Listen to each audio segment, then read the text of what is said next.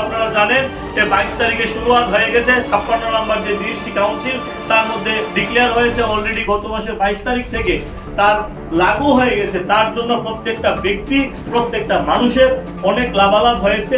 এবং আমি আপনাদের কাছে আরেকটা তথ্য বলতে চাই যে আপনারা জানলে অত্যন্ত খুশি হবে। 2017 সালে যদি আমরা জিএসটির করদাতার সংখ্যা দেখি তাহলে সারা ভারতবর্ষের মধ্যে 66 লক্ষ মানুষ জিএসটিতে করদাতার সংখ্যা ছিল।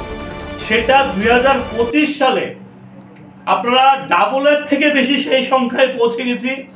আমরা প্রায় 1,51,00,000 মানুষ সেই জিএসটির আওতায় এসে তারা জিএসটিতে কর দিচ্ছে।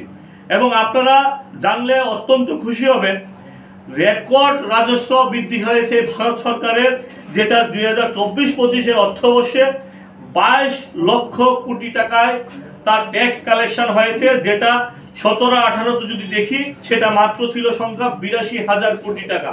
তার থেকে অনেক গুণ বেশি সেই ট্যাক্স এসছে। এবং আপনারা প্রত্যেকেই জানেন যে সেই ট্যাক্সের মাধ্যমেই আজকের যে ডেভেলপমেন্ট 2014 সাল থেকে আরম্ভ করে প্রত্যেকটা মানুষের জন্য পাকা বাড়ি নির্মাণ থেকে আরম্ভ করে স্বাস্থ্যক্ষেত্রে প্রত্যেকে 5 লাখ টাকার বীমা যোজনা থেকে আরম্ভ করে শিক্ষা ক্ষেত্রে থেকে আরম্ভ করে স্বাস্থ্য ক্ষেত্র থেকে আরম্ভ করে কিষাণ সম্মান নিধি থেকে আরম্ভ করে মোদী সরকারের নতুন নতুন প্রত্যেকটা প্রকল্প মানুষের স্বার্থে শুধুমাত্র সঠিক জিএসটির মাধ্যমে কর আদার ব্যবস্থার মাধ্যমে সেই ব্যবস্থাটুকু মানুষের কল্যাণ হিতেই হয়েছে। এবং তার সাথে সাথে জিএসটিতে কমানোর পরে কোনো অংশে যেন সরকারের ট্যাক্সের ব্যবস্থাপনা না কমে যায় সেই ক্ষেত্রটা বিচার করে সরকারের তরফ থেকে বিভিন্ন বিলাসবহুল প্রোডাক্টগুলো থেকে আরম্ভ করে তামাক জাতীয় প্রোডাক্টগুলোকে 40% জিএসটি ধার্য করা হয়েছে, শুধুমাত্র কোনো জায়গাতে ট্যাক্সের সংখ্যার জন্য যাতে ডেভেলপমেন্ট না কমে যায়। আমি আপনাদের মাধ্যমে এই রাজ্যের সকল অংশের নাগরিককে বলতে চাই, এই ভারতীয় জনতা পার্টির যে নেতৃত্বে যে কেন্দ্র এবং রাজ্যের সরকার চাচ্ছে মানুষের স্বার্থে সবকা সাথ সবকা বিকাশের যে স্লোগান, যে মন্ত্র দিয়েছে এবং যে বিকশিত ভারতের যে মন্ত্র দিয়েছে তার লক্ষ্যে সেই জিএসটির ঐতিহাসিক সিদ্ধান্ত নেওয়া হয়েছে। এবং আমি প্রত্যেক মিডিয়া বন্ধুদের মাধ্যমে আমি এই রাজ্যের প্রত্যেক অংশের মানুষকে বলতে চাই, আপনাদের মাধ্যমে আমাদের সকল অংশের মানুষকে সঙ্গে করে নিয়ে আপনারা জানেন এই ভারতবর্ষের দিকে বিভিন্ন বড় বড় রাষ্ট্রপ্রধানরা তাকিয়ে আছে যে ভারতবর্ষ এত তাড়াতাড়ি কিভাবে অর্থনীতি 11 নম্বর থেকে 4 নম্বরে চলে আসলো। তাদের কনসেপ্ট হচ্ছে ভারতবর্ষকে কিভাবে পিছিয়ে রাখা যায়, ভারতবর্ষকে কিভাবে আটকে রাখা যায়, সেই দিশায় বড় বড় রাষ্ট্রপ্রধানরা যখন তাদের প্ল্যানিং চলছে, তখন নরেন্দ্র মোদীজি নেতৃত্বে আমাদের প্রধানমন্ত্রীজি একটা বিশাল সাশ্রয়ের কথা চিন্তা করে, এই দেশের মানুষের কথা চিন্তা করে সে জিএসটিতে কিভাবে আরো সাশ্রয় দেওয়া যায়, মানুষদেরকে আরো কিভাবে লাভালাভ দেওয়া যায় সেই দিশায় সেই ডিসিশন নেওয়া হয়েছে, সেই চিন্তা করে সেই ডিসিশনটা নেওয়া হয়েছে। এবং আমি আপনাদের মাধ্যমে বলতে চাই, জিএসটি জনিত কোনো জায়গাতে যদি কোনো কনফিউশন থাকে আমাদের রাজ্য সরকারের তরফ থেকে, জিএসটি ডিপার্টমেন্টের তরফ থেকে, আমাদের নেতৃত্বদের তরফ থেকে আপনারা প্রত্যেকটা বিষয় জেনে নেবেন।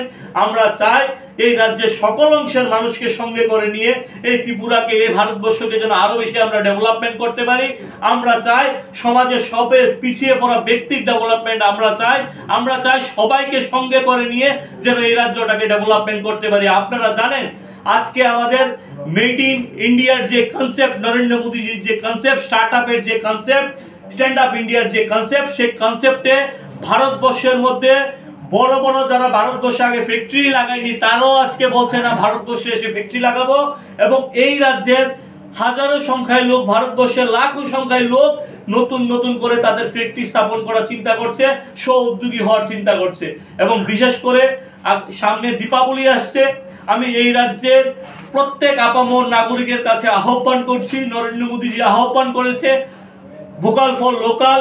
আমরা চাই চাইনার প্রোডাক্টগুলো আমরা না কিনে, বৈদেশিক প্রোডাক্টগুলো আমরা দীপাবলিতে লাইটিং ফাইটিং বৈদেশিক প্রোডাক্টগুলোকে না কিনে স্বদেশি প্রোডাক্টগুলোকে কিনে যেন আমাদের আলুর উৎসবের জন্য প্রত্যেকের মধ্যে যেন আমরা আলুর উৎসব ছড়িয়ে দিতে পারি এবং সবাইকে সঙ্গে করে নিয়ে যেন সেই আলুর উৎসবে যেন আনন্দিত মুখরিত হতে পারি, সেটাই আজকের এই প্রেস মিটের মেইন বিষয় ছিল।